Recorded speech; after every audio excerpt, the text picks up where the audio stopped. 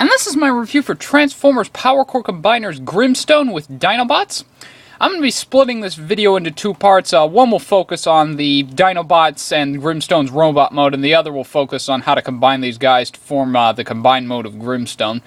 But anyway, as you can see, they are a Dinobot team, which is really cool. Hasbro has never released a Dinobot figure that actually combined. That's something that fans have been wanting ever since the Dinobots were first released. There's been a couple of customs over the years showing the Dinobots combined into one giant robot, but there's never been an official release from Hasbro giving us a Dinobot combiner. So it's really cool that they gave us a Dinobot combiner after all these years. Granted, not the original 5 Dinobots, and in a line that most people, me not included, hated, but still, very cool that they finally got around to giving us a Dinobot combiner.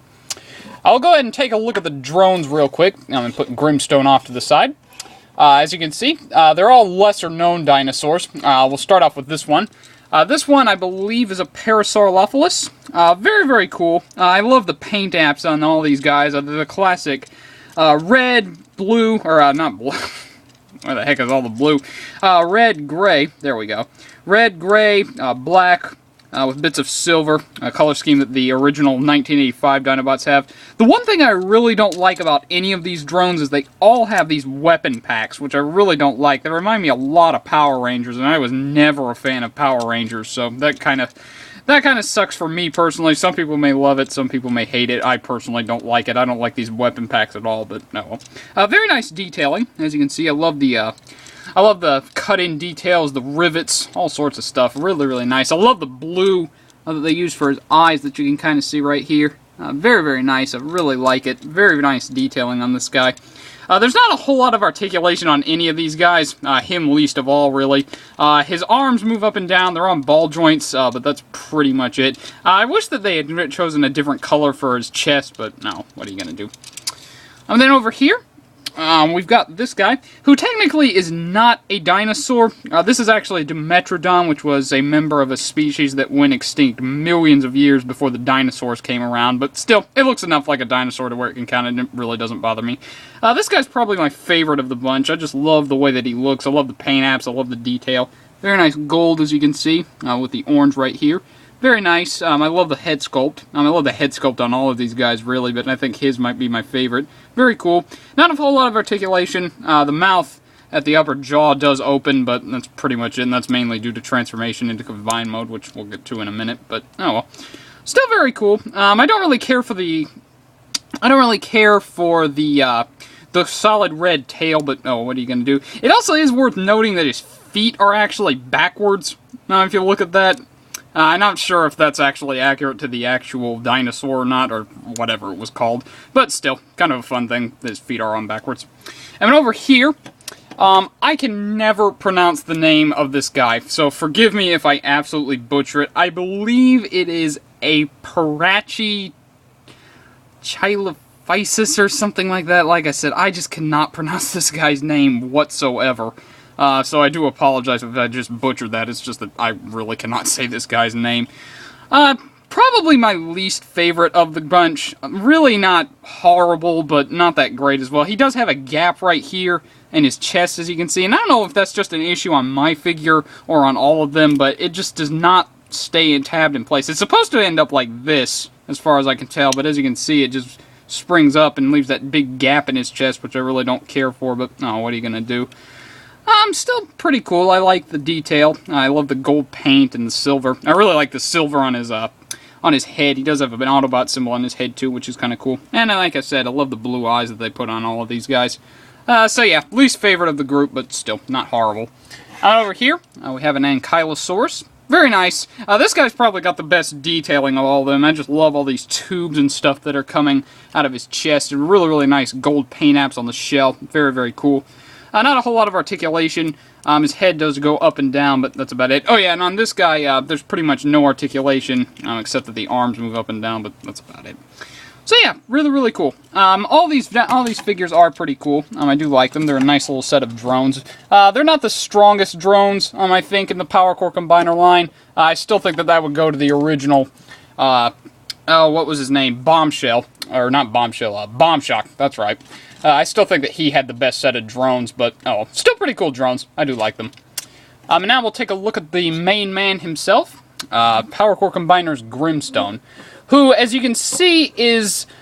I'm really not sure what this guy is. The packaging labels a Triceratops, but that clearly is not what he is because he doesn't have any horns, so I don't really know what he is. He might be a Styracosaurus, but I think Styracosaurus has also had horns, but I'm not sure.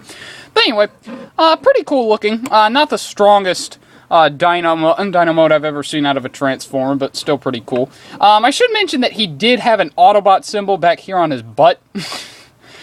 Yeah, I said it. He had an Autobot symbol on his butt. I took it off because it ended up in a weird place in his dinosaur mode, and it ended up in a really bad place, as you'll see when we get to the combined mode. But I took it off with some rubbing alcohol, so this figure has been slightly customized, but I thought I'd just let you know that. But still. Anyway, not a whole lot to say about it. It doesn't really have any action figures to speak of. He does have exposed pegs, which a lot of these pack combiners did suffer from. They're not so horrible on the front legs. They do kind of hide behind the front of his legs, but just here, there's just no hiding them whatsoever, which is a bit of a shame. Like I said, I think that if they had just started the Powercore line with, like, black combiners, that would have solved 90% of the problems that we had with these combiner pegs, but no, what are you going to do? Not a whole lot of articulation. His front legs do go forward and back. They also bend here, but that's mainly due to transformation into combined mode. His legs do go in and out right here. They also do go back and forth. I mean, he does have a knee joint right here. He does also have a secondary knee joint, but that's mostly just due to transformation, so it's really not that useful. I mean, his head is fixed in place, which is a bit of a shame, but no, what are you going to do? Transformation is real simple, like with most Powercore Combiner figures. What you want to do first is you want to split the hood, like so. Then you want to rotate it out slightly. Then what you want to do is you want to take his legs, you want to fold them up, like so. Then you want to take this red piece down here, and you want to flip it out, like so. Then you want to rotate it around. Do the same on this side. Rotate that around, straighten out the leg, flip up, or flip down this red piece, like so.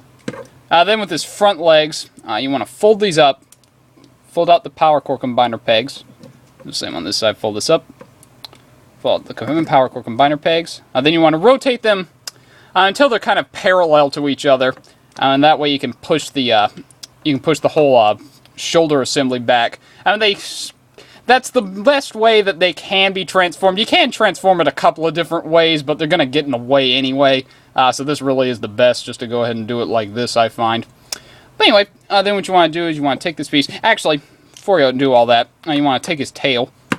You want to push it up, and then there's a tab on his back, and then there's a slot at the end of the tail.